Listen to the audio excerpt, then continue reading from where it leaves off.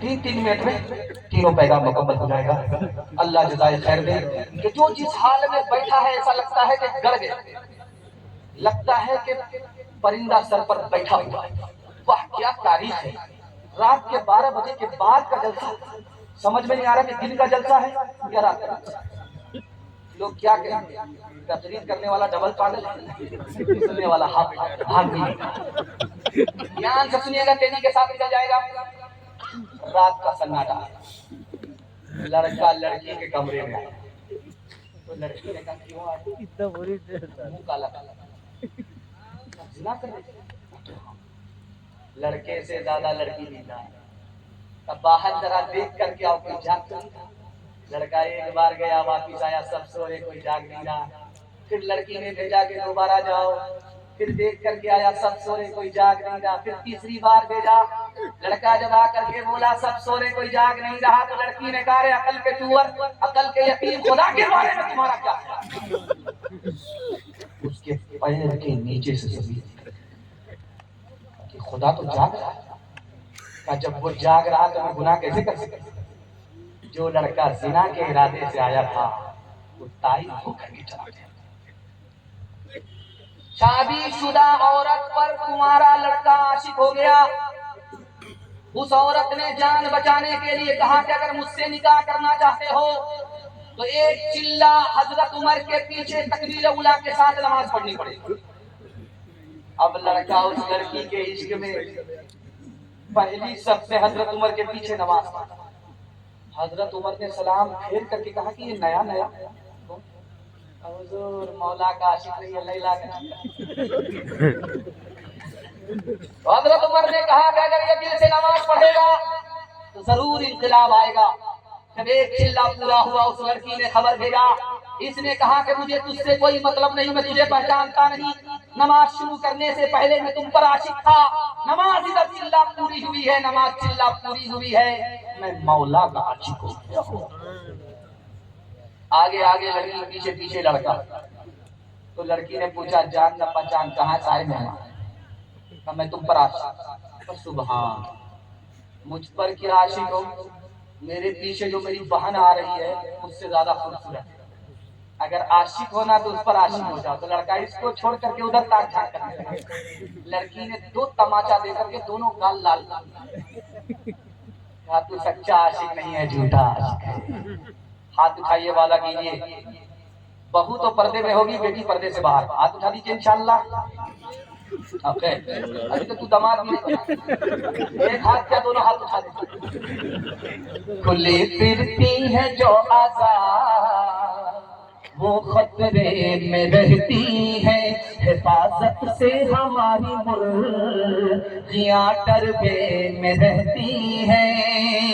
کھلی پھرتی ہے جو آزاد وہ خطرے میں رہتی ہے، حفاظت سے ہماری مرغیاں ڈربے میں رہتی ہے۔ بزرگوں کا بھرم رکھنے، بزرگوں کا بھرم شریف حفاظت سے ہماری مرغیاں ڈربے میں رہتی ہیں۔ ہمیشہ خاندانیوں رتے پردے میں رہتی ہیں۔ کھلا ایک آسماں پہ ان کو اڑنے کے لیے مولا، تمناؤں کی چڑیا خواب کے پنجرے میں رہتی ہے، تمناؤں کی چڑیا خواب کے پنجرے میں رہتی ہے۔ میاں بیوی کے حوالے سے آخری پیغام، سہمت تمام 3 منٹ کا پیغام آپ کی خدمت کو رکھنے کے لیے جا رہا ہوں، عورتوں اور مردوں کا کردار دکھانے کے لیے جا رہا ہوں کہ یہ بغل میں پنڈال ہے۔ میں جلدی جلدی آپ کو عورتوں کا پیغام اس لیے سنا رہا ہوں کہ ان کو برا لگے ادھر سے گالی سننے کو ملے، اس لیے بہت رفتار کے ساتھ آپ کو سنا رہا ہوں۔ اس پنڈال میں سب سے اچھی عورت کون ہے، سب سے بری عورت کون ہے؟ اللہ آپ کے علم میں اضافہ فرمائے، میرے مطالعہ کو۔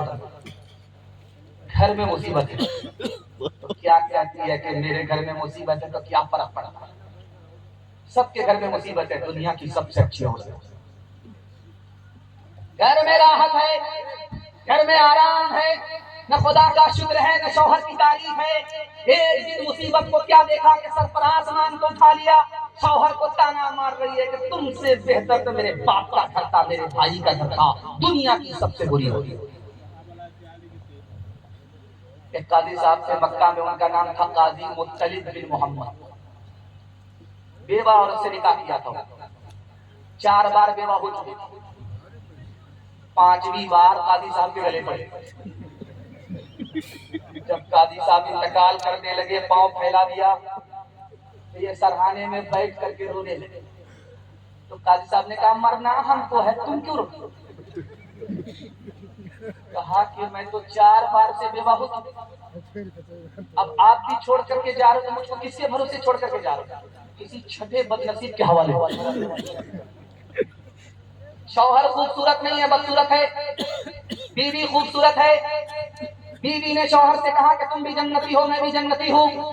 تو شوہر نے کہا بیوقوف مت بناؤ, جنتی ہونے کا پتہ مرنے کے بعد چلے گا, تم مرنے کے بعد مرنے سے پہلے کیسے بتا سکتی ہو؟ کہ قرآن سے بتا رہا ہوں, قرآن سے بتا رہی ہوں کہ تم بھی جنتی ہو, میں بھی جنتی ہوں. تو شوہر نے کہا وہ کیسے؟